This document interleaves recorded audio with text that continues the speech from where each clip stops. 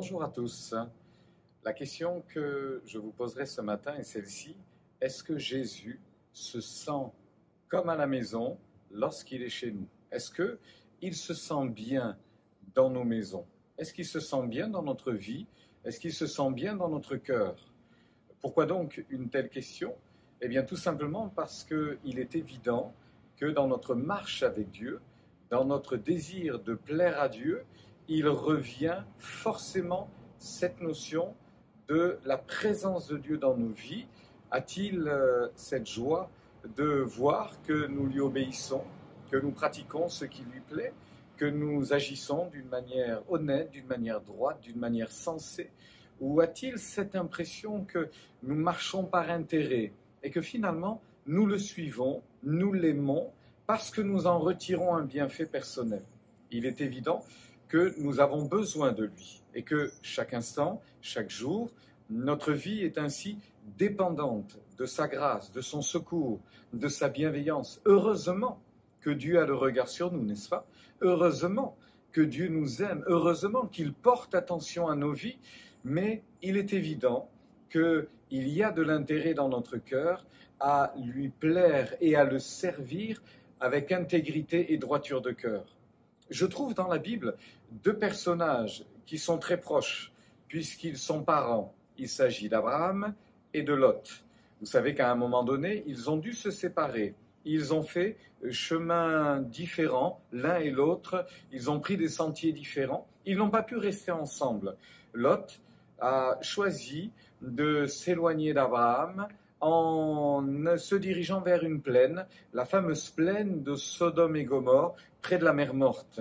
À cet endroit-là, il s'est rapproché d'une ville, il y avait des personnes qui habitaient près de la mer, et la Bible dit que dans cette ville, il y avait beaucoup, mais alors énormément de personnes qui ne prêtaient pas attention à Dieu et qui, d'une certaine manière, ne manifestaient pas la foi, la volonté d'être intègres devant Dieu. Ceci a eu pour conséquence d'entraîner Lot dans beaucoup de souffrances intérieures.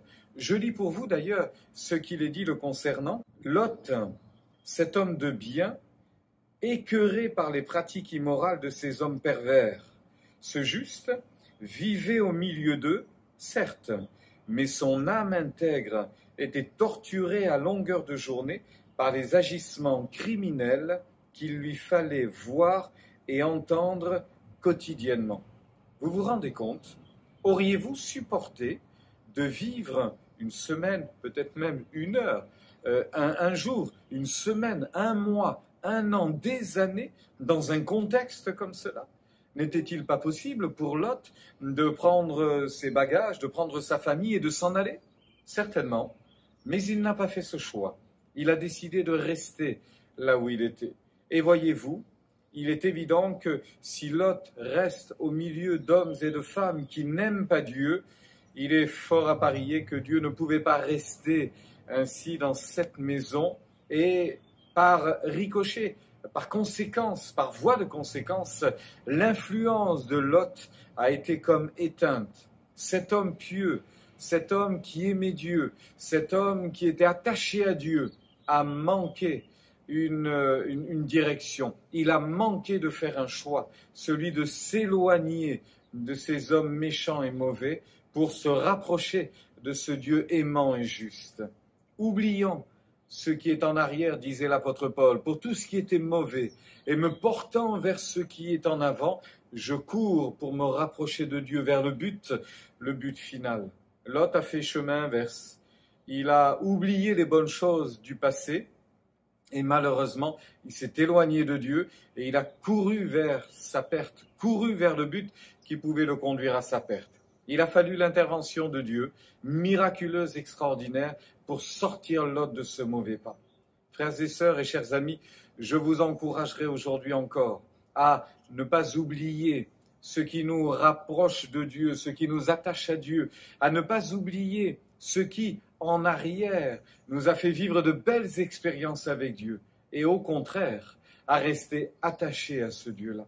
Est-ce que Dieu prend plaisir à vivre à nos côtés? Est-ce que Dieu prend plaisir à la vie que nous menons jour après jour? C'est là la question. eh bien que Dieu vous encourage et vous donne de trouver un grand bonheur, un grand plaisir à lui être attaché. Il est évident que nous pouvons avoir de l'influence autour de nous. Et vous remarquerez que Lot n'avait plus aucune influence autour de lui. Ce qu'il dira n'aura pas d'impact. Ce qu'il voulait faire n'était pris à partie. Finalement, il avait malheureusement fait un mauvais choix. Et ce qui est plus douloureux, c'est qu'il s'est enferré dans ce mauvais choix. Il n'a pas changé d'avis. Il est resté là. Il courait à sa perte, mais heureusement, Dieu qui est fidèle et bon est venu frapper à la porte de sa vie, est venu frapper à la porte de son cœur et l'a arraché à cette situation.